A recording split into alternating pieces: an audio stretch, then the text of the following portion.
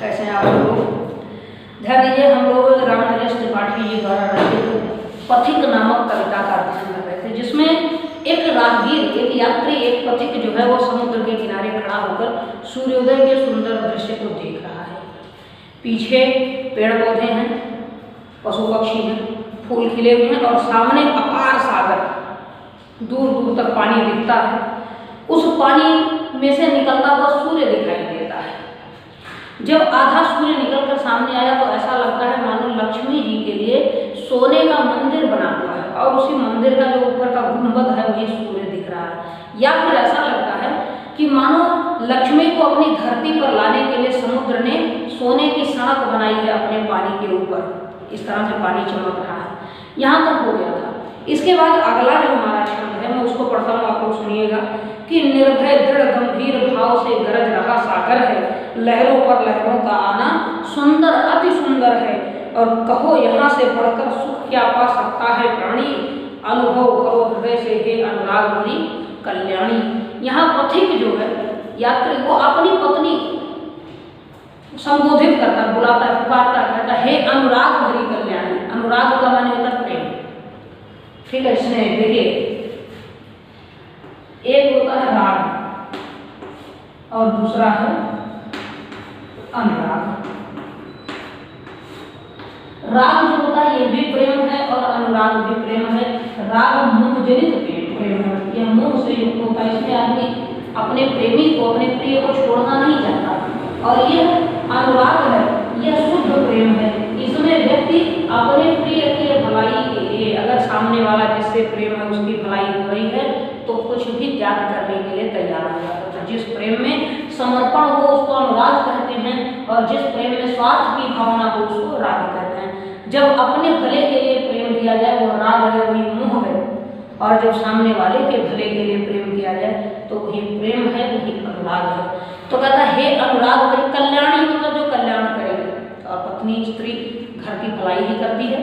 तो कहता है हे अनुराग भरी प्रेममयी कल्याणी, हे प्रिय देखो समुद्र जो है निर्भय है, निडर हो गया है। सूर्य निकल आया, समुद्र बड़े निडर भाव से, दृढ़ होकर, बड़ी मजबूती से, बड़ी दृढ़ता से और गंभीर रूप में, भाव से, गंभीर भाव से मतलब गंभीरता से गरज रहा सागर है। जो समुद्र है, सागर की जो लहरें हैं ये उफान में भी ये क्या है, बड़ी दृढ़ता से, बड़ी गंभीरता से गरज रही है। तेज आवाजें हो रही, हरहराहट की आवाज पानी में है और लहरों पर लहरों का आना सुंदर अति सुंदर है। समुद्र में एक लहर उठती है इस तरह से, वो चलती है और आधे तक होगी, दूसरी लहर उसी के ऊपर से आ रही है। एक लहर गुजर गई, दूसरी फिर उसी के ऊपर आ रही है। तो ये एक लहर के बाद दूसरे का आना सुंदर है और सुंदर है, अति सुंदर है, इतना सुंदर है कि उसका वर्णन नहीं कर सकते। कहता है प्रियतमा देखो बड़ी दृढ़ता से, बड़ी निडरता से, गंभीर भाव से समुद्र जो है वो गर्जना कर रहा है। लहरें उठती हैं तो आवाज हो रही है और एक लहर के बाद दूसरी लहर का आना जाना बहुत ही सुंदर दिख रहा है। कहता है कहो यहाँ से बढ़कर सुख क्या पा सकता है प्राणी, क्या कोई भी प्राणी, प्राणी उस जीव को कहते हैं जिसमें प्राण हो, उस वस्तु को कहेंगे जिसमें प्राण हो, यानी जो सजीव वही प्राणी। कहता क्या किसी मनुष्य, किसी भी जीव को इस दृश्य से ज्यादा सुख कहीं मिल सकता है।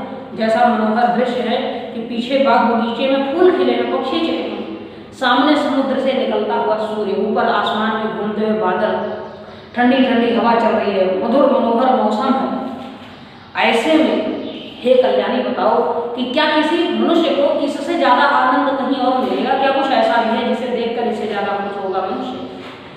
कहता है कि अनुभव करो हृदय में हे अनुराग भरी कल्याणी, हे प्रेममयी कल्याणी, हे देवी अपने हृदय में, अपने मन में अनुभव करो, इस सुख का आनंद अपने मन से अनुभव करो और सोचो कि इससे सुंदर दृश्य संसार में कोई दूसरा नहीं हो सकता। देखिए फिर से ध्यान दीजिए, कहता निर्भय दृढ़ गंभीर भाव से गरज रहा सागर है।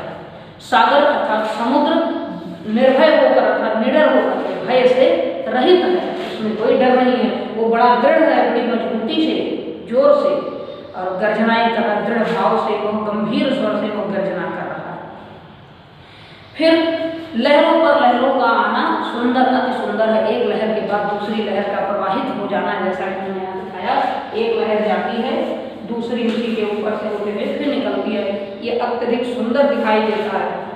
तथा इससे भी बढ़कर सुख क्या पा सकता है प्राणी? क्या किसी प्राणी, किसी मनुष्य को इससे भी अधिक बढ़कर के सुख कहीं प्राप्त हो सकता है? हे कल्याणी, हे देवी, अपने मन में इस सुख का अनुभव करो। ये आपका छंद है। इसमें अनुप्रास अलंकार का प्रयोग है, शुद्ध खड़ी बोली हिंदी है। समुद्र का मानवीकरण हुआ, प्रकृति का मानवीकरण किया गया है। इसके अतिरिक्त अगला छंद ध्यान दीजिए। देखिए, अब सूर्योदय का वर्णन कर रहा है कवि। तो सूर्योदय से पहले क्या होता है? रात होती है। रात में चारों ओर अंधेरा, जोर से बहुत ज्यादा अंधकार फैल जाता है। कहता है जब गंभीर तम अर्ध निशा में जग को ढक लेता है। गंभीर तम माने, गंभीर माने घोर, घन घोर। तम माने होता अंधकार, ठीक है। तम का अर्थ है अंधेरा।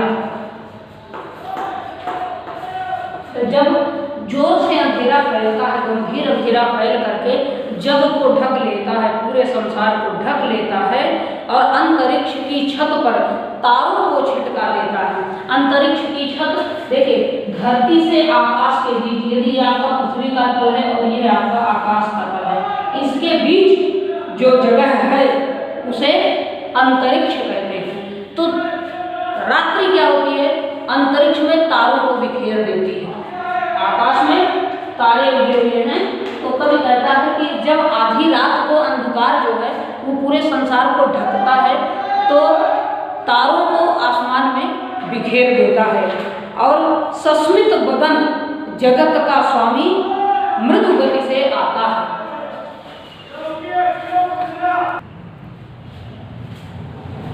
देखिए, कवि कहता है कि सस्मित बदन जगत का स्वामी मृदु गति से आता है। जगत का स्वामी अर्थात सूर्य, जो संपूर्ण सृष्टि का स्वामी है। धरती से आकाश तक, यहाँ से और यहाँ तक जब ये तारे अस्त हो जाएंगे और सूर्य निकलकर धरती के छोर से आकाश में धीरे धीरे ये यहाँ पहुँच जाएगा, तो पूरे संसार में इसकी किरणें बिखर जाती हैं, सर्वत्र उजाला कर देता है।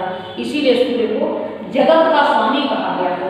तो सस्मित बदन, सस्मित माने होता है प्रसन्नता से युक्त, सस्मित, ध्यान दीजिएगा, दो शब्द हैं। स्मित का होता है मुस्कान, मुस्कुराहट, ठीक है। स्मित का मतलब होता है मुस्कुराहट। और आदमी मुस्कुराता कब है? जब वो प्रसन्न हो। सा शब्द का अर्थ होता है सहित।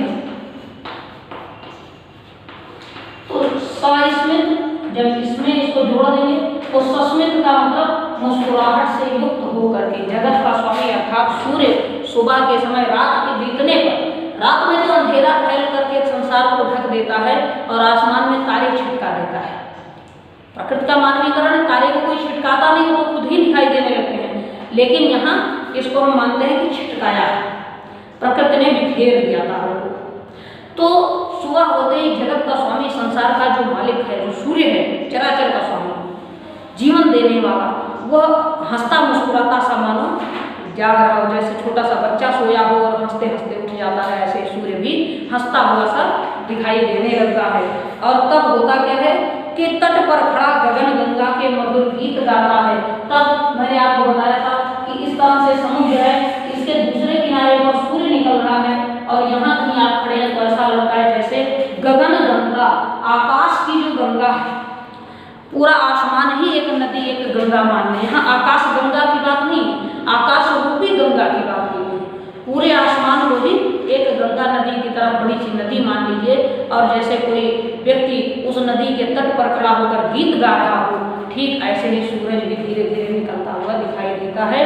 तो लगता है मानो सूर्य भी गाना गाते हुए गंगा नदी के किनारे पर आ गया हो, ठीक है। कहते हैं जब गंभीर तम अर्ध निशा में जग को ढक लेता है। जब गंभीरतम गहन अंधकार, अर्ध निशा में अर्थात आधी रात, अर्ध माने आधा और निशा माने रात्रि, आधी रात में आकर के जब अंधकार पूरे संसार को ढक लेता है, तब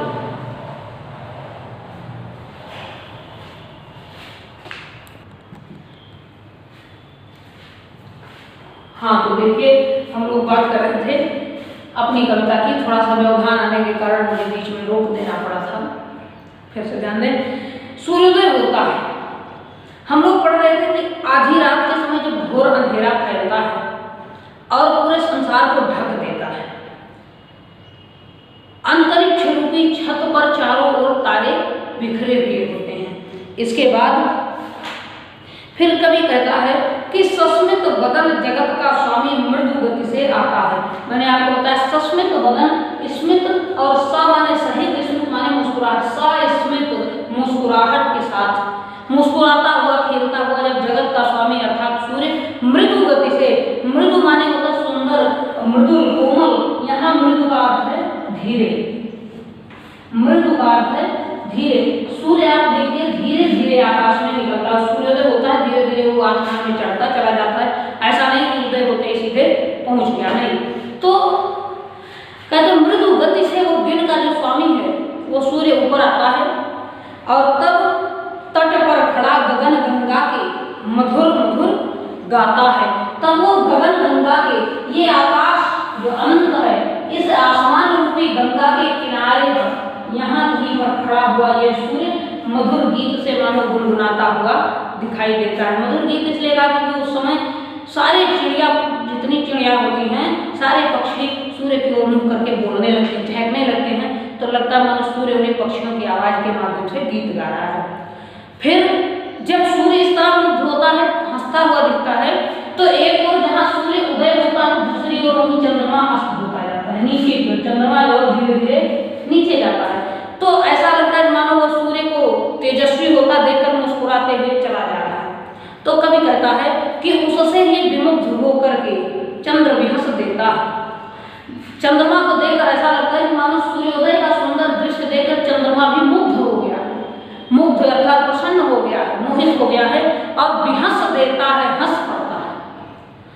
आप स्वतः हंस रहे हैं तो हंसना कहते हैं, जब किसी को देखकर हंसेंगे तो विहंसना कहते हैं। तो सूर्य के उदय के सुंदर दृश्य को देखकर मानो चंद्रमा भी हंसने लगा है और वृक्ष विविध पत्तों पुष्पों से तन को ढक लेता है। पेड़ों पर नए नए कोपले, नई पत्तियां जो छोटी छोटी होती हैं वो निकल आती हैं, फूल खिलने लगते हैं। तो ऐसा लगता है कि पेड़ों ने, पौधों ने क्या किया, नए फूलों नए पत्तों से अपने शरीर को ढक लिया है। जैसे सुबह सुबह स्नान करके मनुष्य नए नए कपड़े धारण कर ले, ऐसे ही सुबह होते ही सूर्य के निकलते ही पेड़ पौधे सुंदर पत्ते और फूलों से अपने शरीर को ढक लेते हैं। फिर पक्षी भी खुशी संभाल न सकते, कहते हैं पक्षी हर्ष संभाल न सकते, मुग्ध चहक उठते हैं। चिड़िया जो होती है उसको इतनी खुशी होती है कि वो अपने हर्ष को, अपनी प्रसन्नता को संभाल नहीं पाती, चहकने लगते। जैसे आदमी जब बहुत खुश होता है तो कितना भी रोके हंसी नहीं रुकती, ठहाका लगा देता है, आनंद को प्रकट कर देता है। ऐसे सूर्योदय के सुंदर दृश्य के बाद चिड़िया, सारे पक्षी जो हैं वो अपनी खुशी रोक नहीं पाते, सब चहकने लगते हैं। कौवा से लेकर तीतर बटेर तक, मोर से लेकर के कोयल और मैना तक, सारे पक्षी जितने भी हैं सुंदर कलरव करने लगते हैं सुबह होते ही, ठीक है। और कहते हैं फूल सांस लेकर सुख की सानंद महक उठते हैं, फूल भी महकने लगते हैं। तो ऐसा लगता है जैसे वो सुख की सांसें ले रहे हो, क्योंकि रात तो फूलों के लिए दुख का समय है, फूल मुरझा जाते हैं रात में। सूर्योदय होते ही जब वो खिलते हैं तो लगता है सुख से श्वास ले रहे हैं, उनकी जो सुगंध बढ़ के फैलती हवा में, लगता है ये फूल सुख के कारण खुश होकर के श्वास ले रहे हैं, जिसकी वायु से वातावरण महक गया है। ध्यान दीजिए, कहते हैं उससे ही विमुग्ध होकर के चंद्र भी हंस देता है। सूर्योदय को देख करके ही लगता है जैसे चंद्रमा भी उस पर हंस रहा हो, देख करके प्रसन्न हो गया हो। और वृक्ष विविध पत्तों पुष्पों से तन को ढक लेता है। सूर्योदय के होते ही पेड़ पौधे जो हैं वो सुंदर पत्ते और फूलों से अपने आप को ढक लेते हैं पूरी तरह से। पक्षी अपनी खुशी को संभाल नहीं पाते, पक्षी हर्ष संभाल न सकते। चिड़िया जो है वो अपने हर्ष को, अपनी प्रसन्नता, अपनी खुशी को रोक नहीं पाती और मुग्ध चहक जाते हैं। सभी पक्षी चहकने लगते हैं, कलरव करते हैं, आपस में आवाज करते हैं और फूल सांस लेते सुख की और स्वयं महक उठते हैं। फूल जो है वो सुगंध से भरपूर हो जाते हैं, खिल जाते हैं, सुगंध उठते हैं तो लगता है मानो फूल भी सुख की सांस ले रहे हैं। ध्यान दीजिएगा, यहाँ कवि ने रात्रि से सुबह तक होने वाले सभी चहल पहल का वर्णन किया है। जितने भी प्राकृतिक दृश्य हैं, अंधकार का होना, तारे का निकलना, सूरज का उगना, ठीक है, चंद्रमा के अस्त होने का, फूलों का खिलना, चिड़िया का चहकना, तो प्रकृति का सुंदरतम चित्रण खड़ी बोली में किया गया है। बाकी अगला हम लोग अगले वीडियो में पढ़ेंगे।